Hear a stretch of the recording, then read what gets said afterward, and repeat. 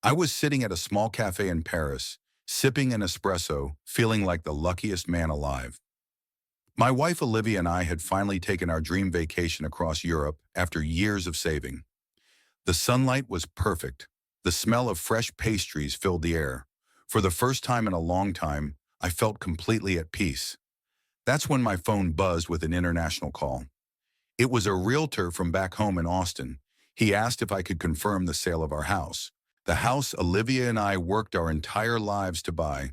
The house we had just left behind 1 week ago. Confused, I asked him what he was talking about. He said a woman had claimed to have power of attorney over me and my wife. She was pushing the sale aggressively. Her name, Diane Matthews. My mother-in-law. In that moment, my stomach dropped. Our safe, peaceful life was under attack, and the call had just pulled the first thread loose. What would you do if someone you trusted tried to steal your home right from under you? Have you ever had a family member cross a line so badly you couldn't ignore it anymore? Share your story in the comments, and don't forget to subscribe to Revenge with Max for more true stories that will leave you breathless. My name is Jason Matthews. I'm a 41-year-old software engineer living in Austin, Texas. I've always been a pretty steady guy, logical, careful, the kind of person who reads every line of a contract before signing it. Maybe that's why what happened to me shook me so hard. My wife Olivia is 38 and she works remotely as a marketing consultant. We met in college, married young, and spent the next 15 years building a quiet, steady life together.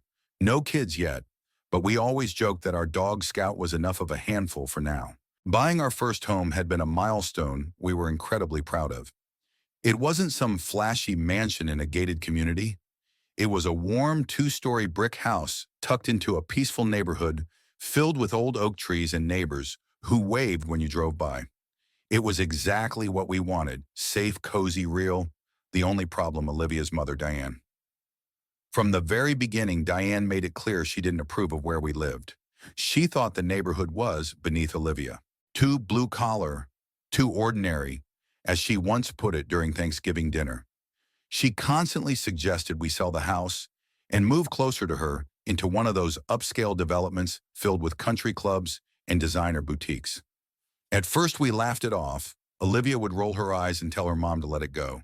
And for a while it seemed like Diane did. But looking back now, the warning signs were there. Diane never truly respected boundaries. She would show up unannounced. She would criticize our furniture, our landscaping, even our choice of grocery store. It was never outright hostile. It was more like death by 1,000 little comments, always framed as helpful advice or motherly concern. Olivia, being the loving daughter she has always tried to excuse it. She just wants what's best for us, she'd say. Or that's just how she shows. She cares. And maybe that was true in some twisted way. But deep down, I think Diane couldn't stand the idea that her daughter was living a life she didn't control. When we booked our trip to Europe, Diane wasn't exactly thrilled. She made a few snide remarks about how expensive it was, about how responsible adults should prioritize buying a real home, near family, not wasting money on vacations. Olivia brushed it off, but I could tell it bothered her. Still, we were determined. We had worked too hard for too long to deny ourselves this trip. We planned every detail carefully. 2 weeks exploring France and Italy, just the two of us. Scout would stay with a trusted neighbor. Bills were prepaid. Security cameras were active. Nothing could go wrong. Or so we thought. I never imagined that while we were sipping wine along the Seine, someone back home was scheming to take everything we had built, and that someone was supposed to be family. The call from the realtor wasn't just a random misunderstanding. It was the start of something that would shake the very foundation of who we trusted and force us to face an uncomfortable truth we had avoided for too long. And standing at the center of it all was Diane. The first wave of panic hit me right there in that Paris cafe. I tried to keep my voice calm, but inside my mind was racing. I asked the realtor to explain exactly what he meant. He told me there had been an inquiry about our house a few days ago. A woman claiming to be our legal representative had produced documents stating she had power of attorney for both Olivia and me. According to her, we were urgently looking to sell because we were relocating overseas. I remember gripping the edge of the table so tightly that my knuckles turned white. I asked the realtor to describe her. Mid-60s, very polished, kept referring to herself as your mother-in-law. He said casually like, "That explained everything." It did. It explained everything and nothing all at once. I thanked him, promised to get back to him shortly, and hung up. Olivia was browsing postcards at the next table, humming along to the music playing overhead. She looked so happy, so relaxed, I didn't have the heart to tell her just yet. Not here. Not now. I needed more information first. That night, back at our hotel room while Olivia was taking a shower, I logged into my email. What I found nearly made my blood run cold. There were multiple forwarded emails from the realtor, copies of documents, some with our names forged onto them, a preliminary listing agreement, photos of our home taken without our consent, even an open house scheduled for the following weekend. The sheer boldness of it all stunned me. This wasn't a misunderstanding. This wasn't an accident. This was a calculated move. I forwarded everything to my personal account, saved copies to the cloud, and locked my laptop. When Olivia came out of the bathroom wrapped in a towel, she immediately saw the look on my face. "What's wrong?" she asked. I didn't know how to say it. How do you tell your wife that her own mother just tried to sell her house out from under her? So I started slow. I told her about the call, about the documents, about the realtor's description. At first, Olivia looked confused, then horrified, then something worse, denial. "No, she wouldn't do that," she said, shaking her head. "She might be pushy, sure, controlling. Yeah, but she wouldn't. She wouldn't commit fraud." I wanted to believe that too. God, I wanted to. But the evidence was staring us both in the face.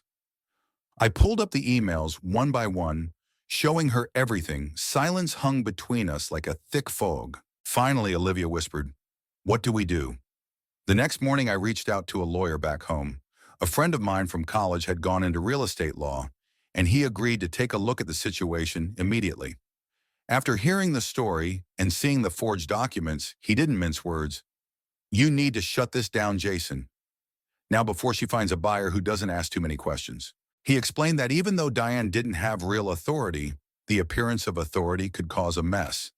If a buyer entered into a contract believing she had the right to sell, it could lead to expensive lawsuits later, even if the sale was invalid. He recommended sending a formal cease and desist letter immediately. He also advised me to inform the realtor and any agencies involved that Diane had no legal standing. And then he said something that stuck with me. "Jason, this isn't just a legal problem. This is a family problem, and it's not going to go away quietly." He was right. No matter how carefully we handled the legal side, the personal fallout was coming, and it was going to be ugly. We made a decision that day. We were not cutting our trip short. Diane had already taken enough from us. We would not let her steal our time too. While we continued our vacation hitting Venice then, Florence, I kept working quietly behind the scenes. Our lawyer sent the cease and desist to Diane's address and to the realtor.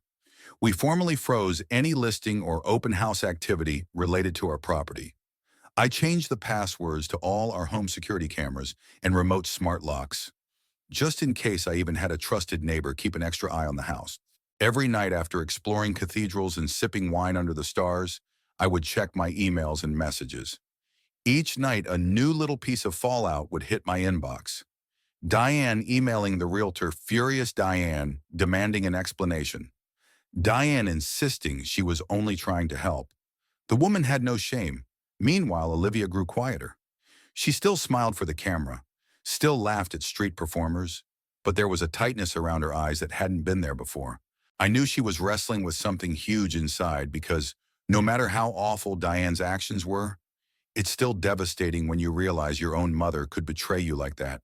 And we both knew that when we returned home, it wouldn't just be our house waiting for us. It would be a reckoning, one we could no longer avoid. It was our second to last night in Europe. We were in Venice, sitting at a tiny table by the Grand Canal, watching the gondolas drift by under the fading sunset. Olivia had barely touched her food. I could see the weight of everything pulling her down. Her shoulders slumped, her fingers fidgeted with the edge of her napkin. We didn't talk much during dinner. There wasn't much left to say. After we paid the bill, we walked slowly back toward our hotel, the air thick with that heavy, salty mist that clings to the city at night. Scout's empty leash dangled from my hand, even though he was thousands of miles away. Back in the room, Olivia collapsed into bed without a word. She needed to sleep. She needed to escape even for a little while, but I couldn't. I stepped out onto the narrow balcony, leaning against the wrought iron railing, staring down at the black water below. That's when it all hit me. The anger, the betrayal, the sheer absurdity of it all. Diane hadn't just crossed a line. She had bulldozed over it, set it on fire, and then acted like we should thank her for it. And up until now, I realized we had let her. We had excused. We had minimized. We had swallowed our pride and tolerated the small slights because that's just how family is. But this was different. This wasn't a casual insult about our kitchen backsplash. This wasn't an unwelcome drop-in visit on a Sunday morning. This was theft manipulation, a violation so personal it felt like someone had walked into our bedroom and rifled through our lives while we were asleep. And it wasn't going to stop, not unless we made it stop. That night, standing in the soft glow of the streetlights, reflecting off the canal, I made a decision. When we got home, there would be no more pretending, no more looking the other way, no more hoping she would magically change. There would be consequences. There would be boundaries, real ones, not the kind you apologize for. I wasn't just protecting our house, I was protecting our marriage, our future, our right to live without fear that someone who loved us could turn around and gut us when it suited them. It was the hardest decision I had made in a long time. But as I stood there feeling the cool night air against my face, I knew it was the right one. I wasn't going to let Diane or anyone take from us again. Not without a fight. The morning we flew home, I felt a strange calm settle over me. It wasn't peace exactly. It was more like cold, focused resolve. By the time the wheels touched down in Austin, I had a plan. The first step was simple: tighten the legal noose. While we were still at the airport waiting for our luggage, I called our lawyer, Ryan. He picked up on the first ring. "I'm back," I said. "I want to move forward." Full force. Ryan didn't hesitate. Within an hour, he had prepared a formal cease and desist order addressed directly to Diane. It was loaded with legal citations and warnings about potential civil and criminal consequences if she tried anything else. He also helped us file a protective notice with the county records office flagging our property title. If anyone tried to make a move against our house again, listing, selling, mortgaging, the system would immediately alert us. Finally, we requested a full title search to verify that no fraudulent liens or paperwork had been slipped into the system while we were away. Every legal defense we could put in place, we did. I wanted Diane to hit a wall so hard there'd be no doubt she had crossed a line she could never uncross. The second step, protect our home physically.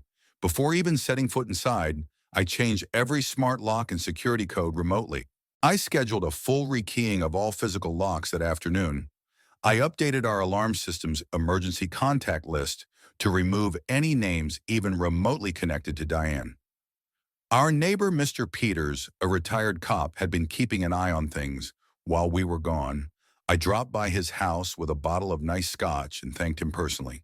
He mentioned seeing a few strange cars parked near our driveway earlier that week, but nothing too suspicious. Still hearing that sent a fresh chill down my spine.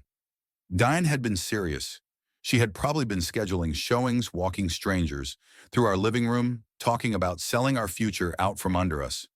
Not anymore. The third step, prepare for the confrontation. Olivia struggled with this part. She kept flipping back and forth between fury and heartbreak. One minute she'd rant about how Diane had no right. The next she'd break down in tears whispering, "She's still my mom." I didn't push her, I let her grieve, because that's what it was, a kind of grief. She was losing the version of her mother she had desperately wanted to believe in, but I also made it clear this conversation was happening. We were setting the record straight, and we were doing it our way. Calm, documented, undeniable. We decided to invite Diane over under the pretense of having a family discussion. Neutral ground. No shouting matches over the phone. No chance for her to manipulate the narrative. Ryan, our lawyer, would be present, but not front and center. He'd sit quietly in the living room observing, ready to step in if needed. His mere presence would send a message. No more games. The day of the meeting, Olivia was a wreck. She paced the living room, checking the clock every 5 minutes. Meanwhile, I double-checked the folder I had prepared. Copies of the forged documents, screenshots of the Realtor emails, the cease and desist letter ready to hand deliver, a written timeline of everything that had happened from the day we left for Europe to the moment we landed back home. I wasn't leaving anything to chance. At exactly 3 p.m., Diane's car pulled up. She got out looking annoyed, not ashamed, not apologetic, just inconvenienced. That told me everything I needed to know. She swept into the house without even knocking, giving Olivia a quick air kiss and completely ignoring me. Classic Diane, she sat down on the couch, smoothing her skirt, and gave a tight little smile. Well, what's so urgent? It couldn't wait until Sunday brunch. Her tone was dripping with condescension like we were children wasting her precious time. I didn't bother with small talk. I sat down across from her, placed the folder on the coffee table, and looked her dead in the eyes. Diane, I said, voice steady. We know what you tried to do while we were gone. We have the evidence. We know you attempted to sell our house illegally. Her smile faltered. Just a fraction? But enough, I was helping, she said quickly. You should be thanking me. That neighborhood is beneath you. I was trying to get you into something better. Olivia flinched as if the words physically hit her. We didn't ask for your help. I said we didn't authorize anything. And forging documents, lying to realtors, trespassing into our home. That's not help. That's fraud. I slid the cease and desist letter across the table. This is a formal warning. Any further attempts to interfere with our property finances or personal decisions will be met with legal action. No more chances. No more excuses. For a long moment, Diane just stared at the papers. Then she laughed, a brittle, ugly sound. You're being dramatic, she snapped. Family doesn't sue each other. We didn't start this, Diane, Olivia said quietly, finally finding her voice. You did. You crossed a line. We can't ignore anymore. Diane's face twisted with anger. She started to speak, but Ryan leaned forward slightly, making his presence known. Diane's mouth snapped shut. Good after she left, storming out in a huff, slamming the door behind her. Olivia and I sat in silence for a long time. I reached over, took her hand, and squeezed it. We did the right thing, I said. Even if it didn't feel good right now, she nodded slowly, tears slipping down her cheeks. It wasn't the ending she had wanted, but sometimes you have to choose yourself, even when it hurts, especially when it hurts. The days that followed were strange. At first, Diane tried to pretend like nothing had happened. She texted Olivia the next morning, asking if they were still coming over for brunch that Sunday. No mention of the confrontation, no acknowledgement of the legal papers she had signed for. It was almost like in her mind, if she ignored it hard enough, it would all just go away. But we didn't respond. Not with anger, not with explanations. Not at all. We had said what needed to be said, and we meant it. When Diane realized we weren't playing along, the messages started to change. First came guilt trips. I'm your mother. You're breaking my heart. Then the attacks. I can't believe you're siding with that man against your own family. Then the bargaining. Let's just sit down and talk. No lawyers, no drama. We can fix this. But Olivia stayed firm. For the first time in her life, she didn't rush to soothe, to apologize, to make excuses for her mother's behavior. She grieved, yes. She mourned the loss of the mother she had wanted to believe existed, but she didn't back down. Neither did I. And the more Diane realized her old tactics weren't working, the nastier she got. She started bad-mouthing us to relatives, spreading half-truths and lies. She even tried to convince some extended family members that we had stolen money from her. An accusation so absurd it barely deserved a response. But Ryan, our lawyer, had warned us, expect escalation, expect smear campaigns, expect every dirty trick she could think of to get control back. So we stayed silent. Let her spin her web. The people who mattered, the ones who truly knew us, saw through it. The others, they weren't worth losing sleep over. The real fallout, though, wasn't just social. It was emotional. There were nights when I would wake up to find Olivia sitting at the edge of the bed, staring into the dark, her hands clenched tight in her lap. She's still my mom, she would whisper sometimes, as if she was trying to remind herself. Or maybe trying to understand how a mother could do something like this. I didn't have answers. All I could do was sit beside her, hold her hand. Remind her without words that she wasn't alone. Healing isn't a straight line. It's messy. It's painful.